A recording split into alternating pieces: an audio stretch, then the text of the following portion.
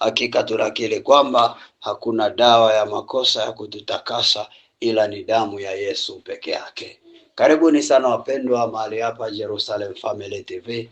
Tunaendelea kusonga mbele na maombi yetu ya mafungo ya siku 12 kwa ajili ya kumshukuru Mungu kwa kutusaidia tunaweza kuvuka salama mwaka 2025.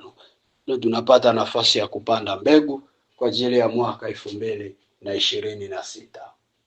Kila siku moja ya mafungo inawakilisha mwezi mmoja katika mwaka.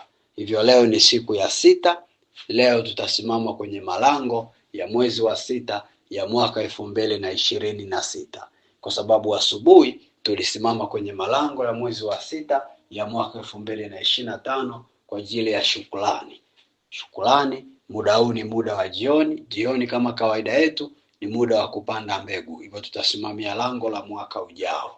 Karibuni sana wapendwa. Naitwa Mwalimu Petro. Kama ndo mara yako ya kwanza unaungana na sisi, ni maombi ya kufunga kwa kujinyima chakula kwa ajili ya kuweka mwaka ujao mikononi mwa Mungu na kushukuru kwa ajili ya mwaka huu. Hivyo unapotusikiliza hakikisha nawe pia unasali na sisi pamoja ukiwa katika hali ya kufunga. Karibuni sana, tufungue kwa sala. Kwa jina la Baba na la Mwana na Roho Mtakatifu, amen.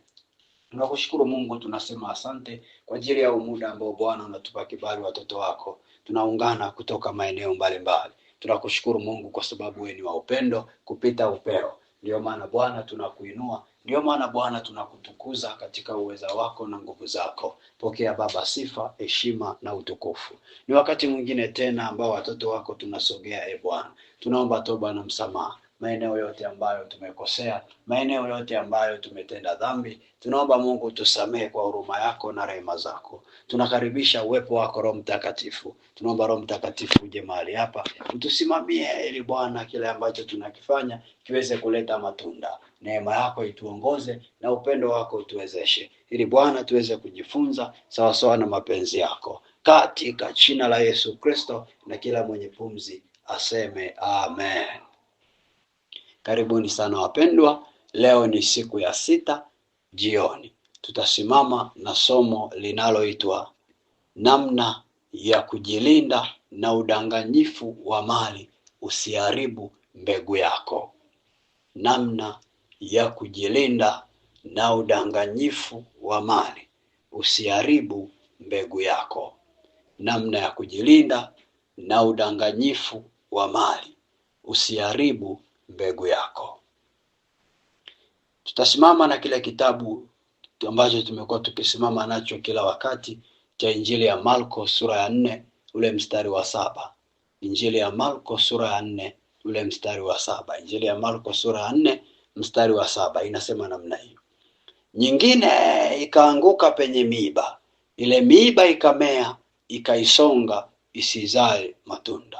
Tarudia tena kusoma. Nyingine ikaanguka penye miiba. Ile miiba ikamea, ikaisonga isizae matunda. Upande wa asubuhi tuliona namna ambavyo kuna mbegu zilizoanguka kwenye miiba. Na kwa sababu zilianguka kwenye miiba, hazizai matunda kwenye maisha yetu. Na tukaona kwamba hii miiba imegawanyika katika maeneo matatu. Eneo la kwanza ni lile eneo ambalo tuliliona ile siku iliyopita kwamba mbegu ilianguka kwenye miiba ya shughuli za dunia. Asubuhi tukaangalia miiba iliyoanguka kwenye udanganyifu wa mali, kwenye udanganyifu wa mali. Na kwa ajili hiyo haikuweza kuzaa matunda. Na tukaona udanganyifu wa mali unahusisha ile hali ya tabia kama vile ubinafsi, uchoyo, wizi na udhaifu mwingineo kama huo, kama tulivyojifunza asubuhi. Ni sehemu ya watu wenye udanganyifu wa mali. Kwamba kuna watu wamedanganyika na mali za dunia kiasi ambacho wamekuwa wabinafsi, hawataki wenzao wapate, wanataka wapate wao peke yao. Kwa hata akiwa bosi wako anakuwa anakunyonya. Wengine ni waizi. Kwa ajili ya kudanganyika na mali za dunia anakuwa mwizi. Kwa ajili anataka apate. Na tabia hizo asubuhi tuliangalia ni sehemu ya mwiba. Ukiwa nayo inakuzuia usifanikishe malengo yako kwenye mwaka, lakini pia ukiwa nayo au ukiwa na mtu mwenye hiyo tabia anaweza akakusababishia usifanikishe malengo kwenye mwaka. Sawa na kile kitabu cha Marko sura ya 4 ule mstari wa 18 hadi wa 19. Marko sura ya 4 mstari wa 18 hadi wa 19 inasema, na hawa ndio wale waliopandwa penye miiba, ni watu walisikia lile neno, na shughuli za dunia na udanganyifu wa mali na tamaa za mambo mengine zikiingia, ulisonga lile neno likawa halizai. Kwa tunaona wanatajwa hapa kwamba moja ya mambo yanayosababisha mbegu isizae ni udanganyifu wa mali. Unasonga lile neno, halizai mbegu. Tunapoongelea mbegu kwenye haya mafungo, tunakuwa tunaongelea malengo na mipango mtu unayokuwa nayo katika mwaka. Unapoanza mwaka unakuwa na malengo, kwamba mwaka huu malengo yangu ni haya na haya na haya. Mwaka huu ninatamani 1, 2, 3 kitokee kwenye maisha yangu. Hizo ndio mbegu tunazoongelea, na miiba ndio hiyo tunayoiongelea, visababishi vinavyosababisha hayo malengo yasitimie kwenye mwaka. Sasa muda huu wa jioni tutaenda kuangalia hichi kipengele cha namna ya kujilinda na udanganyifu wa mali au miiba hiyo ya udanganyifu wa mali isiharibu mbegu yako kupitia hatua kadhaa. Tutaenda kuangalia hatua za kujilinda na udanganyifu wa mali. Tutaenda kuangalia hatua za kujilinda na udanganyifu wa mali. Hatua za kujilinda na udanganyifu wa mali. Hatua za kujilinda na udanganyifu wa mali. Kiujumla ziko hatua kubwa 3 tulizopewa katika somo letu. Tuanze na hatua ya kwanza. Hatua ya kwanza, hakikisha unakuwa mwaminifu kwenye eneo lako la kiuchumi kama ulivyo kwenye maeneo mengine ndani ya Ukristo wako. Hakikisha unakuwa mwaminifu kwenye eneo lako la kiuchumi kama ulivyo kwenye maeneo mengine ndani ya Ukristo wako. Hakikisha unakuwa mwaminifu kwenye eneo lako la kiuchumi kama ulivyo kwenye maeneo mengine ndani ya Ukristo wako. Sawa na kile kitabu cha Injili ya Luka sura ya 16 ule mstari wa 10 hadi wa 12. Injili ya Luka sura ya 16 ule mstari wa 10 hadi wa 12. Injili ya Luka sura ya 16 mstari wa 10 hadi wa 12. Pointi yetu inasema hakikisha unakuwa mwaminifu kwenye eneo lako la kiuchumi kama ulivyo kwenye maeneo mengine ya maisha yako. Afu andiko letu ni Injili ya Luka 16 mstari wa 10 hadi wa 12. Inasema namna hii: aliye mwaminifu katika lililo dogo sana huwa mwaminifu katika lililo kubwa pia, na aliye dhalimu katika lililo dogo huwa dhalimu katika lililo kubwa pia. Basi kama ninyi hamkuwa waaminifu katika mali ya udhalimu, ni nani atakayewapa amana mali ya kweli? Na kama hamkuwa waaminifu katika mali ya mtu mwingine, ni nani atakayewapa iliyo yenu wenyewe? Muona Biblia inavyosema kwamba aliye mwaminifu katika lililo dogo huwa mwaminifu katika lililo kubwa pia, na aliye dhalimu katika lililo dogo huwa dhalimu katika lililo kubwa pia. Kwa uaminifu unaanzia kwenye mambo madogo madogo kwenda kwenye mambo makubwa. Uaminifu hauanzi kwenye makubwa kuja kwenye madogo, ila unaanzia kwenye madogo kwenda kwenye makubwa. Ukimkuta mtu anakuambia siendi kanisani kwa sababu sina sadaka, ukimwambia kweli hauna hela ya kumtolea Mungu, hata 500 huwezi kutoa sadaka, anakuambia apaka siku nipate hela ndio utaenda kanisani, maana nataka nikitoa sadaka nitoe kubwa. Huyo ni mwongo. Huyo ni mwongo. Kwa sababu anayeweza kutoa 500 siku akipata 10,000 ataweza kuitoa. Ukiwa hauwezi kutoa sadaka ya 500 siku ukiwa na 500,000 hutotoa. Kwa sababu uaminifu unaanzia kupimwa kwenye mambo madogo madogo. Biblia pia inatusemesha ukiwa dhalimu kwenye mali ya udhalimu na ukaikosea uaminifu, hata kwenye mali ya kwako mwenyewe iliyo ya ukweli hutokuwa mwaminifu. Kwa nini Roho Mtakatifu anatusemesha hili neno? Ni kutaka kutufumbua macho kwamba Wakristo wengi sisi ni waaminifu kwenye kila kitu.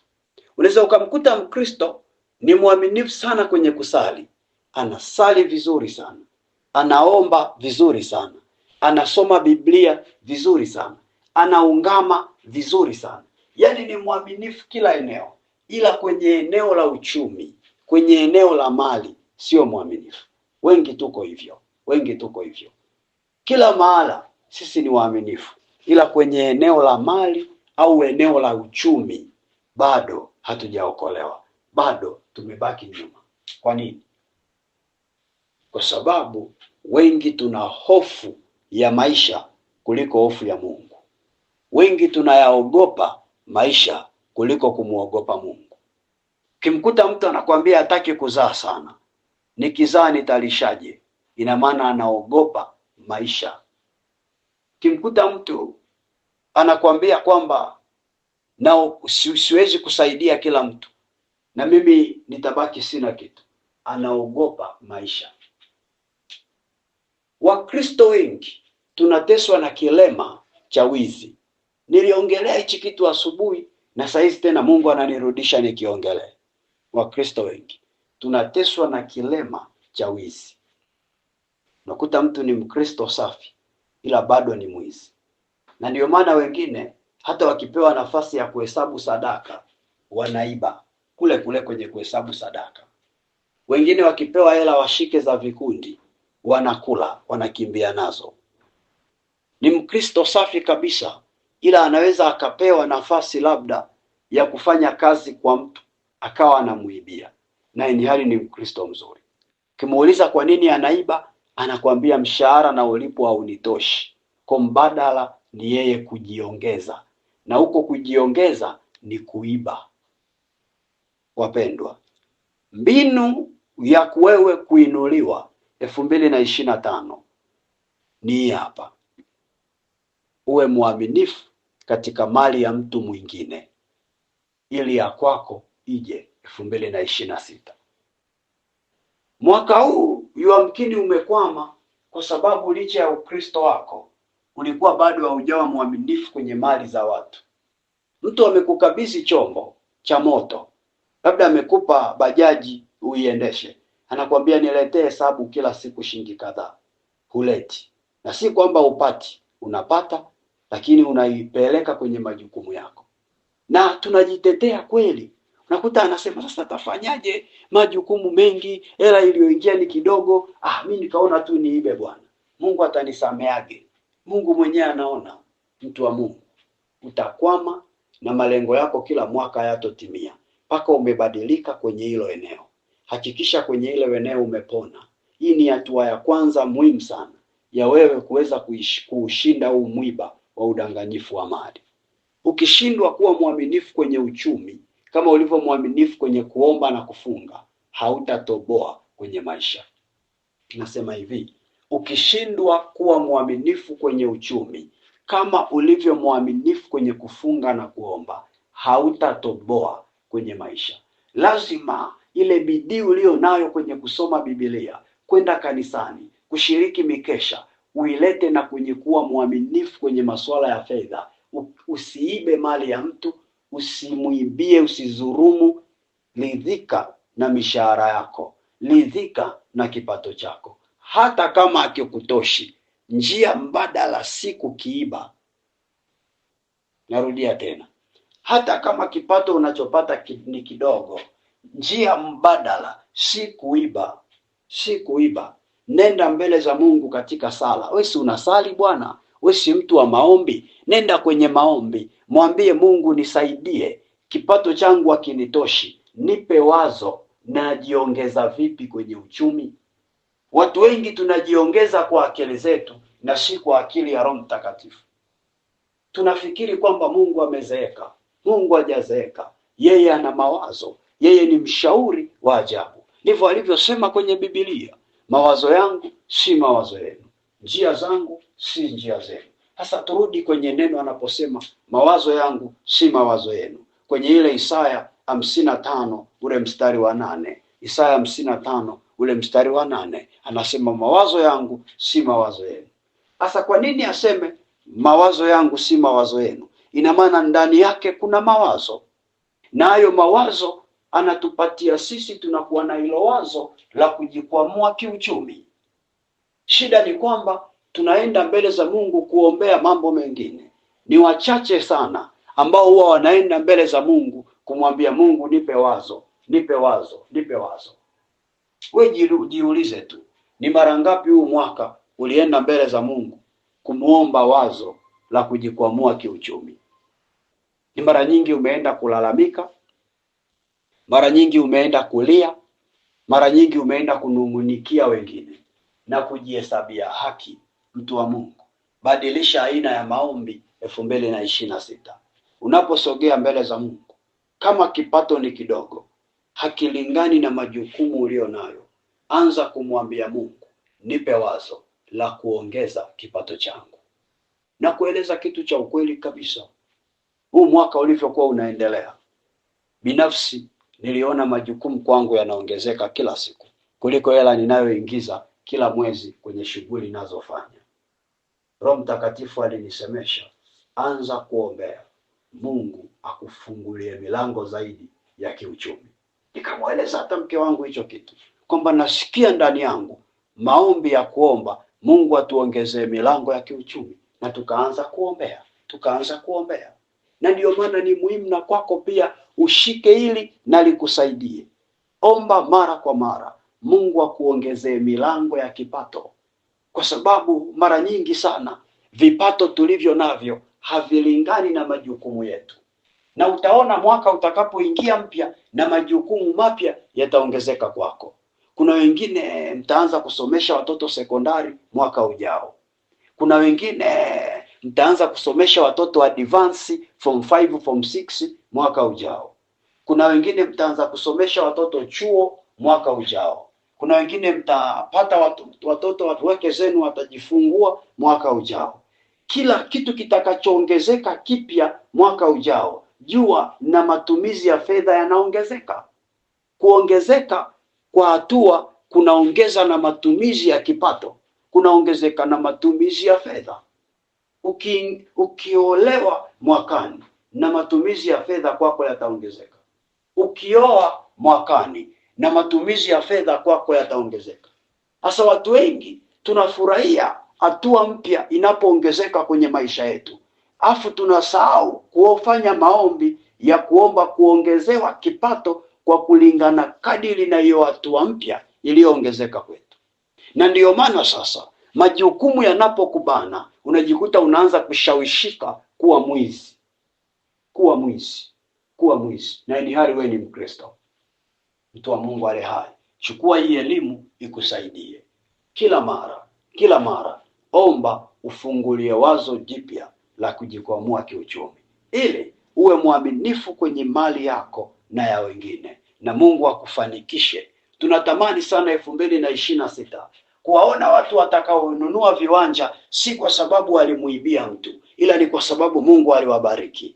Tunatamani 2026 kuwaona watu watakaojenga nyumba, si kwa sababu wameiba wakapata hela za kujengea, bali wamejenga kwa sababu Mungu amewabariki. 2026 tunataka kuwaona watu ambao watamiliki biashara, si kwa mitaji ya wizi, ila ni kwa sababu Bwana amewabariki. Tunataka kuwaona watu watakaomiliki vyombo vya usafiri, si kwa sababu wameiba, ila ni kwa sababu Bwana amewabariki.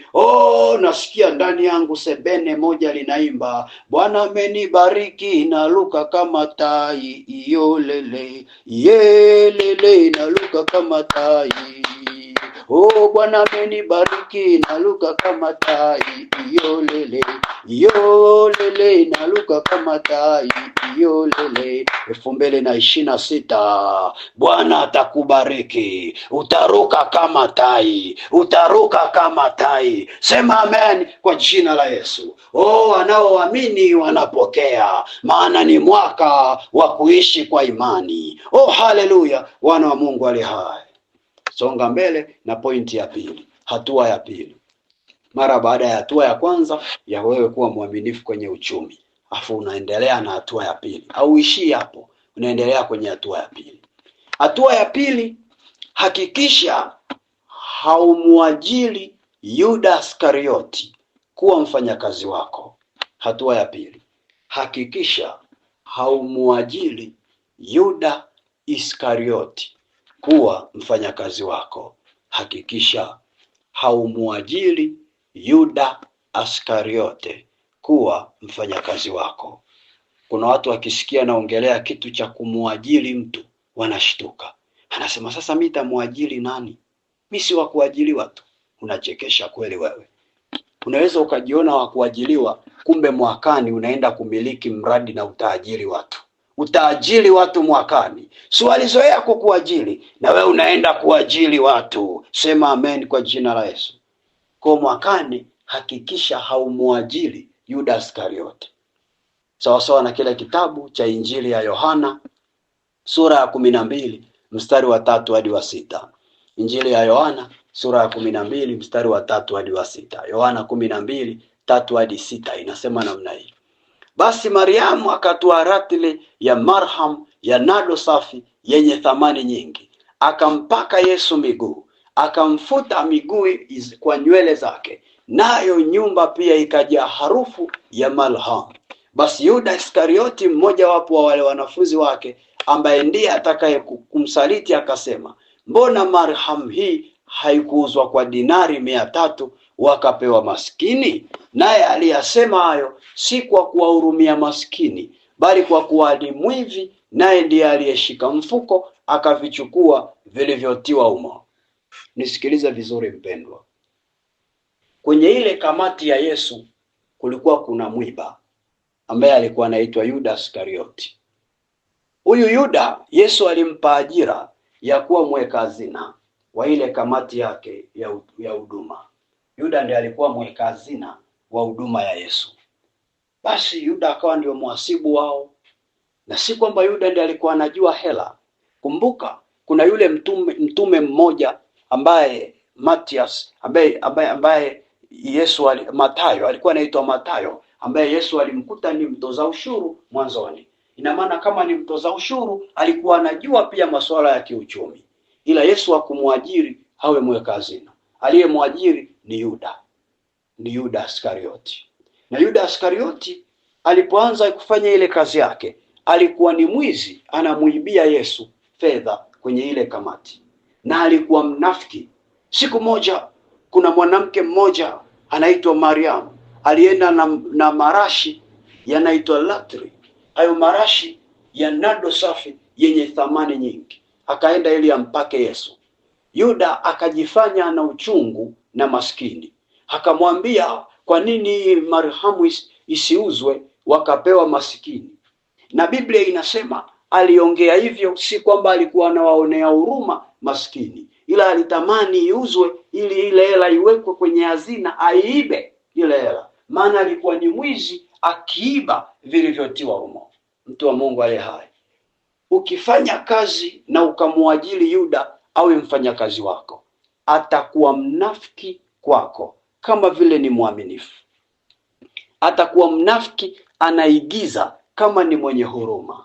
Ukimweka kwenye kaduka, utamkuta mle dukani amekaa anahudumia wateja vizuri kwa lugha nzuri, na ataonekana na kuheshimu vizuri, na utasema kweli nimepata kijana wa kuniuzia duka.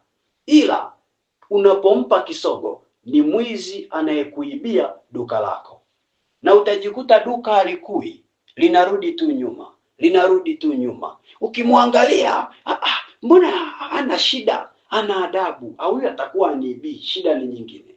Unajikuta unaanza kusema labda kuna chuma ulete, kumbe chuma ulete ni huyo anayekuuzia duka. Na ndio maana kuna watu mnafanya kazi na wakina Yuda mpaka sasa. Mpendwa, 2026 usikubali kumpa Yuda ajira awe mfanyakazi wako. Na hata kama una mfanyakazi, ukimgundua tu anakuibia, usiendelee naye 2026, kwa sababu atakuwa mwiba wa kukusababishia usifikie malengo yako ulio nayo kwenye mwaka. Utashindwa kuotesha mbegu yako, haitaota. Huyo ni Yuda, ataikula hiyo mbegu. Kuna mama mmoja alikuwaga ana kimradi cha mifugo, anafuga kuku, akaajiri Yuda Iskarioti. Yule kijana safi, anacheka vizuri na wateja, anaongea vizuri na wateja wanaonunua mayai, wanaonunua kuku, lakini kila siku jioni anachukua bata, anarusha dirishani, anaenda kuuza huko mtaani. Au wakati mwingine yule mama akiwa amesafiri, anachinja kuku, anapika, anakula, anauza wengine huko nje. Yule mama haelewi kinachoendelea. Mwisho wa siku, kila anapopiga hesabu kila mwezi hela imeingia, akianza kupiga hesabu ya chakula, hesabu ya dawa, chanjo, anakuta hana faida. Anajiuliza, mbona tunauza sana, faida sioni? Kumbe faida yote inaliwa na Yuda Iskarioti. Kuwa makini, usifanye ile kosa mwaka ujao. Sema amen. Tusonge mbele na hatua ya tatu. Hatua ya tatu. Kumbuka hatua ya kwanza, umekuwa mwaminifu kwako na kwenye mali zako. Hatua ya pili, hujamwajiri Yuda Iskarioti, umeajiri mtu mwaminifu. Hatua ya tatu sasa. Hatua ya tatu, usikubali kuendelea kufanya kazi chini ya bosi mbinafsi. Muombe Mungu akupe ofisi mpya yenye upendo wa kweli. Kanda raba shaka raba siki. Kuna kitu Roho Mtakatifu ananiambia haujakisema kwenye pointi ya pili. Haujakisema. Roho Mtakatifu anasema kwenye pointi ya pili, turudi kwenye pointi ya pili. Roho Mtakatifu ameniambia nirudi hapo tena.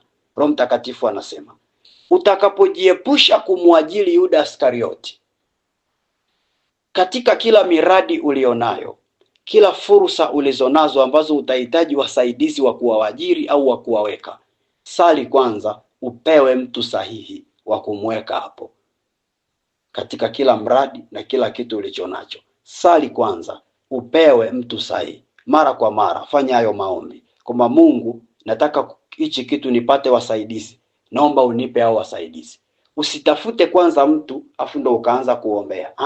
Anza kuomba, ukishaomba ndo anza kutafuta. Ukiomba na ukianza kutafuta, hutafuti peke yako. Roho Mtakatifu anakuongoza kwa mtu sahihi ambao hatakuwa Yuda Iskarioti, ila atakuwa ni Yusufu wa kukufanikisha. Hicho ndio kitu Mungu alitaka niseme tena. Haya, tusonge mbele na hatua ya tatu. Hatua ya tatu, usikubali kuendelea kufanya kazi chini ya bosi mbinafsi. Muombe Mungu akupe ofisi mpya yenye upendo wa kweli. Usikubali kuendelea kufanya kazi chini ya bosi mbinafsi. Muombe Mungu akupe ofisi mpya yenye upendo wa kweli. Usikubali kuendelea kufanya kazi chini ya bosi mbinafsi. Muombe Mungu akupe ofisi mpya yenye upendo wa kweli. Sawa sawa na kila kitabu cha Kutoka sura ya kwanza mstari wa 14. Kutoka sura ya kwanza mstari wa 14. Kutoka sura ya kwanza mstari wa 14 inasema namna hii: wakafanya maisha yao kuwa uchungu kwa kazi ngumu, kazi ya chokaa na ya matofali na kila namna ya kazi ya mashamba, kwa kazi zao zote walizowatumikisha kwa ukali. Kwa Biblia inasema walipewa nafasi ya kufanya kazi, na kwenye zile kazi walizofanya waliwekewa kazi ngumu, kazi ya chokaa, wakawekewa kazi ya kufyatua tofali, wakawekewa kazi za shambani na kila namna ya kazi ngumu waliwekewa, na wakatumikishwa kwa ukali. Ni wakina nani hao? Ni wana wa Israeli walipokuwa chini ya Wamisri. Wamisri walikuwa ni aina ya mabosi wa binafsi ambao waliwatumikisha wana wa Israeli kwenye kazi ngumu pale Misri, kazi za mateso, kazi zinazoumiza mwili kuliko kipato. Na mara nyingi wana wa Israeli wao walitumika kuwanufaisha wa Misri. Mpendwa, yamkini 2025 aina ya kazi unayofanya haina utofauti na Misri, maana ni kazi ngumu inayokuumiza. Kuna watu hata mmezeeka, mmepoteza uzuri wenu kwa ajili ya kazi unayofanya. Watu wanakuona wanakuambia, mbona umechakaa hivi? Kwa sababu kazi unayofanya inakunyima muda wa kulala, inakunyima muda wa kusali, inakunyima muda hata wa kwenda saluni. Mtoto wa kike basi hata uoge vizuri, uweke kanywele safi, una huo muda kwa sababu hiyo kazi imekubana. Matusi mengi, mshahara kidogo. Hiyo ni sawa na Misri, kazi ambayo ukija kulala mgongo unauma, kiuno kinauma, miguu inauma, maana vyote vimetumika mpaka una namna. Kazi ya namna hiyo 2026, weka malengo, mwambie Mungu, mwaka 2026, sitovuka na hii kazi, sitovuka na huyu bosi ambaye ni Farao. Nataka bosi mpya, nataka kazi mpya ambayo haitaniumiza, itanipa muda wa kusali, itanipa na fedha ya kukutolea sadaka, itanipa na kuona maendeleo. Maana kuna watu wanafanya kazi ambazo hata sadaka hapati kutoa, hata maendeleo hakuna. Unajiuliza, nafanya kazi muda mrefu, naumiza mwili wangu, lakini hujawahi hata nunua kikombe, hata kununua kijiko. Na si kwamba haulipwi, unalipwa, lakini hujui hela inaenda wapi. Mtu wa Mungu, 2026, kataa kazi ya namna hiyo. Kataa kazi ya namna hiyo. Mungu akupe neema 2026 ukapate kazi ambayo itakupa maendeleo, kazi ambayo utanunua na kiwanja, kazi ambayo utafanya na utapendeza, kazi ambayo utafanya utaenda na kanisani kusali kama Wakristo wengine, kazi ambayo utapata na nafasi ya kumtolea Mungu fungu la 10, kazi ambayo utapata na nafasi ya kusaidia na ndugu zako, kazi ambayo utapata na nafasi ya kuweka akiba, kazi ambayo utapata na nafasi ya kusoma na kusomesha. Ndiyo kazi ambayo ninakuombea kwa mamlaka Mungu alionipa. Mbingu zifunguke, pokea hiyo kazi. Miiba ikae mbali na wewe katika jina la Yesu Kristo. Kama unanielewa sema amen. Haleluya. Wana wa Mungu aliye hai, saa imefika, nayo ni sasa. Mwenye haki wangu ataishi kwa imani, naye akisitasita, roho yangu haina furaha naye. Sisi hatumo miongoni mwao wasitao, bali tumo miongoni mwao waaminio imani ya kuhamisha milima, imani ya kuhamisha milima. Pokea hiyo neema kwa jina la Yesu. Rapa koriasaka robo shandarabasiki risandarabushaka. Pokea nguvu za Mungu, nguvu za giza zinazozuia uchumi wako kuinuka, ninazitawanya kwa upepo wa Roho Mtakatifu. Zitawanyike, zitawanyike kwa jina la Yesu. Milango ifunguke sasa, milango ifunguke sasa. Anasema kuna balaa nimeliona chini ya jua. Kuna balaa nimeliona chini ya jua. Watumwa wamepanda farasi. Na wafalme wanatembea kwa miguu. Katika jina la Yesu, balaa hilo halitakupata wewe na nyumba yako, wala hautotembea kwa miguu tena, bali utatembea sawasawa na level Mungu aliyokupa. Utasimama kwenye kiwango cha maisha level Mungu aliyokupa, katika jina la Yesu, katika jina la Yesu. Mikono yako iliyofungwa isimiliki, na ifungua kwa damu ya Yesu, kwa damu ya Yesu, kwa damu ya Yesu, kwa damu ya Yesu, kwa damu ya Yesu, kwa damu ya Yesu, kwa damu ya Yesu. Hiyo mikono yako iliyofungwa ifunguliwe kuanzia sasa, ifunguliwe kuanzia sasa kwa jina la Yesu, kwa jina la Yesu. Giza na kikosi ulichotiwa ili usione nuru ya maisha, kwa jina la Yesu na kuondolea giza, na kuondolea giza. Pokea nuru kwa jina la Yesu, maana yeye Yesu ni nuru ya ulimwengu. Haya, pokea hiyo nuru kwenye mikono yako, pokea hiyo nuru kwenye miguu yako, Pokea hiyo nuru kwenye miguu yako kwa jina la Yesu. Uzao wako upokee nuru kwa jina la Yesu. Nafukuza njaa, nafukuza njaa, nafukuza njaa kwenye malango ya nyumba yako kwa mamlaka ya jina la Yesu. Tukisimama kwenye lango la mwezi wa 6 la mwaka 2026, nafukuza njaa kwenye maisha yako. Pokea shibe, pokea shibe, pokea shibe katika jina la Yesu. Rashandarabusaka. Kamata sadaka yako, kamata sadaka yako, kamata sadaka yako. Mwambie Mungu naita shibe, mwambie Mungu naita shibe. Sema naita shibe, sema naita shibe, sema naita shibe kwenye malango ya mwezi wa 6 mwaka 2026. Kwenye malango ya mwezi wa 6 mwaka 2026, mwambie Mungu naita shibe, naita shibe kwenye nyumba yangu, naita shibe kwenye nyumba yangu. Asiwepo wa kuteseka na njaa, asiwepo wa kuteseka na njaa katika jina la Yesu. Naita chakula, naita chakula, naita chakula, naita chakula. Itakapotokea ukame, watakapokosa watu chakula, naomba kwenye malango ya nyumba yangu chakula kisikosekane.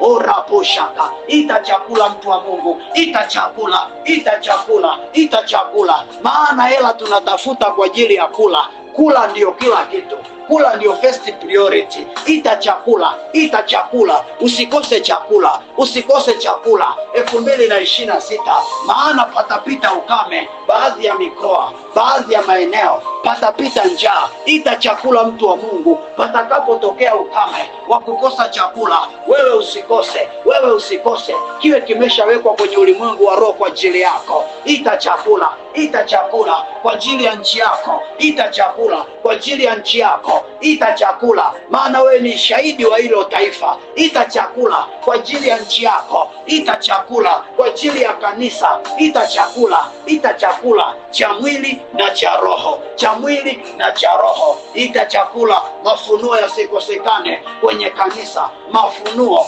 mafunuo, hofu ya Mungu, hofu ya Mungu isikosekane. Ita chakula, roho ya dunia isipate nafasi kwenye madhabahu ya kanisa. Ita chakula kwa jina la Yesu, kwa jina la Yesu, kwa jina la Yesu. Ita chakula, mtu wa Mungu, hofu ya Mungu isikosekane kwenye malango ya kanisa, kwenye malango ya kanisa. Wakristo wasiwe wa mazoea, tusiwe na Wakristo waizi, tusiwe na Wakristo ambao ni wakina Yuda Iskarioti, tusiwe na Wakristo ambao ni wakina Labani, tusiwe na Wakristo ambao ni wakina Farao, bali tuwe na Wakristo ambao ni wakina Yusufu. Tuwe na Wakristo kama mtume Petro, tuwe na Wakristo kama mtume Paulo, watakaojitoa kwa ajili ya Bwana katika hali zote, wasiotetereshwa na hali yoyote. Ropo shakareba. Omba, mtu wa Mungu, omba, mtu wa Mungu. Ni lango la mwezi wa 6 mwaka 2026. Endelea kuomba. Kama ni kunena kwa lugha, wewe nena kwa lugha. Ndivyo Roho Mtakatifu anatengeneza, ndivyo Roho Mtakatifu anatengeneza.